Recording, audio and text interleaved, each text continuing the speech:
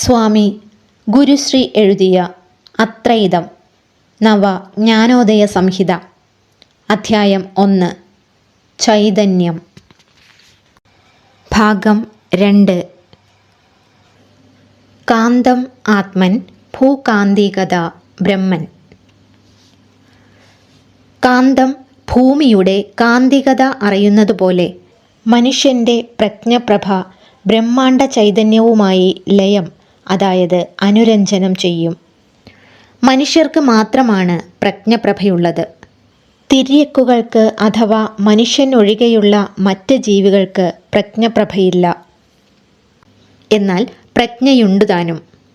പ്രജ്ഞപ്രഭ മനുഷ്യ മസ്തിഷ്കത്തോട് ചേർന്ന യാതൊന്നുമല്ലെന്നറിയണം. മനുഷ്യ മസ്തിഷ്കം വലയം ചെയ്തിരിക്കുന്ന പ്രഭാപൂരമാണ് പ്രജ്ഞപ്രഭ. പ്രജ്ഞപ്രഭയും ചൈതന്യവും അനുരഞ്ജനം ചെയ്താണ് മനുഷ്യന് ഈശ്വര സാക്ഷാത്കാരം ലഭിക്കുക. മനുഷ്യ മനസ്സ് മിക്കപ്പോഴും കഥനത്തിലും, അതായത് ദുഃഖത്തിലും, വല്ലപ്പോഴും കനിവിലും, അതായത് ദയയിലും, എപ്പോഴും കമ്പത്തിലും, അതായത് ഭ്രമത്തിലും, വിഭ്രമത്തിലും, മോഹത്തിലും, സ്വപ്നത്തിലും, ചാപല്യത്തിലും, സംഭ്രാന്തിയിലും, ഭയത്തിലും, പ്രഹേളികയിലും അനുരണനം ചെയ്യുന്നു.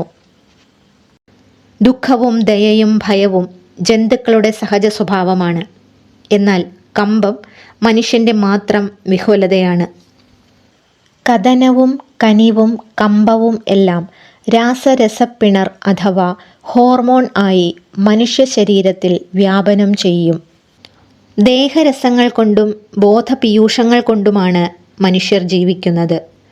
ആരോഗ്യത്തിന് ദേഹരസങ്ങളും ആനന്ദത്തിന് ബോധപീയൂഷങ്ങളും അനിവാര്യമാണ്. ബോധത്തിൽ നിന്ന് രാസരസപ്പിണറും രാസരസപ്പിണറിൽ നിന്ന് ബോധവും പ്രസരിക്കും. ബോധപീയൂഷ പ്രസരണങ്ങളിൽ നിന്നും ഊറി നിറയുന്ന അനുഭൂതികൾ മനുഷ്യർക്ക് സർവഥാ ആനന്ദത്തെ നൽകും. ഇതും ഈശ്വര ചൈതന്യത്തിൻ്റെ പ്രതിസ്ഫുരണങ്ങൾ തന്നെ.